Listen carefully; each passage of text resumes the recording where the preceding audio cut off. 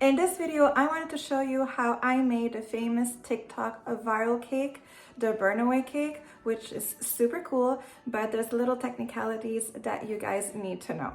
Disclaimer, I wouldn't sell this cake in my shop, but it's a really cool effect that I wanted to try. And this is why I'm doing this video, to show you how it went about for me. And it was Valentine's and I wanted to do something special for my hubby, so I took the opportunity to actually do a cake for him. So if you guys want to see how I made this, well, keep on watching.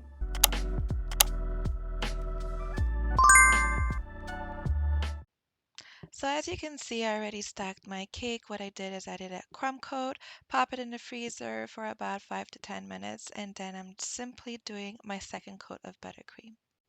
By the way, the buttercream that I'm using in this particular video is an American buttercream.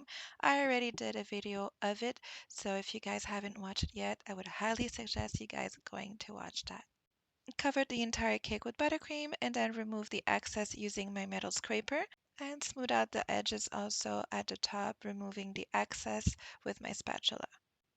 I am now ready to place my first image at the top of my cake. This edible image, and I repeat, edible image, is printed with a printer that has edible ink. This is super important. Don't forget that this is an actual cake that people are going to eat. This paper is a sugar sheet paper, or also called a frosting sheet. Then I'm using this kind of tool right here, and this, to me, it's a must, especially if you're not used to piping freely. So basically what it does is creates dentation to your cake, and it gives you a guideline of where you're gonna pipe it. So I'm just poking little holes to create a semicircle, so like that I'll be able to do my swirls.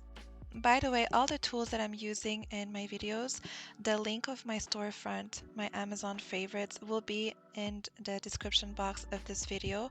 So you'll have access to that and you'll see all the products that I use in all my videos. And now, as you can see, it makes my life way easier to simply follow the guideline. So using a start tip, a really small one, I'm simply going to follow the lines and then create my swirls, just like I'm doing right now. And now using this kind of tip, I'm going to create a shell border all the way around at the bottom of my cake. And then using the same style of piping tip, but in a smaller version, I'm creating the same border, but at the top of that one. Personally, I find with vintage style cakes, the more details you put, the more beautiful the cake will be. Now that I did the bottom, I'm going to create the same border, but at the top of my cake. And then I went ahead and then created a second border right on top of it. And this is actually the trick here. The trick is to pipe a second border so that it gives you height. So like that, the paper, the edible paper that is actually on the cake will not be touched whatsoever, and it's gonna stay nice and neat. So now we're ready to place the second edible image right on top of my cake. This edible paper, once again, was printed with a printer that uses edible food coloring. It's what we call wafer paper. And it's transparent and it's thinner, thinner than the actual icing sheet that we initially put on the cake. So because it's thinner, this is why we put that one at the top. Then, so that it looks like it's part of the cake, I went ahead and created a border using the same piping tip. And then using a small star piping tip, I created a border at the bottom all the way around, and then I kind of didn't like the look, so what I did is I created another border in between. I know it's a lot of buttercream, but vintage cake is all about buttercream, and actually I don't mind it. I think it's really nice. And then I finished the look with cute little ribbon bows all the way around my cake. I really like the effect. It gave a cute little coquette look to it. And this is basically it, and you are now ready to burn the wafer paper and reveal the beautiful message at the bottom of this paper. Trust the process here, it will burn the wafer paper completely, and once it touches the rim of the buttercream, it will stop. And there you go. So this is how you do the TikTok viral Burnaway cake. Super cool, but disclaimer, just be careful because at the end of the day, it is fire. So whoever is too young, don't play with fire, leave that to an adult. I just want to explain a little bit more in details because I do explain it in the video, but I just wanted to explain the different papers. So this is, wafer paper. as you can see, look, you can see my hand. It's transparent, well, not transparent, well, yeah, transparent. And you can see it on both ends, and it's very malleable. By the way, they are both edible, and you need an edible printer with edible ink. Super important. This is not your printing paper there.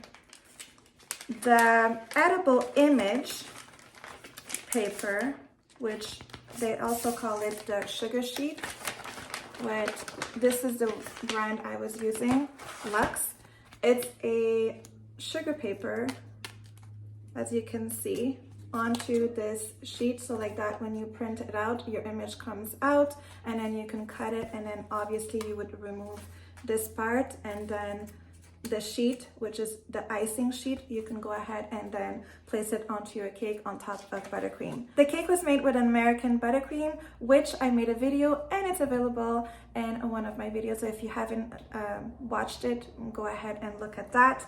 And super important, when you place the first image, always do like 2 layers of buttercream, so like that it will give distance, so that this one will not burn. And because this one's higher, and because this one's thinner, it burns faster than this one, which is the sugar sheet paper. So I hope that makes sense. So that's it. I really hope you guys enjoyed the video. If you did, please give it a thumbs up. If you haven't done it yet, subscribe to my channel and share this video, and I will see you in the next one.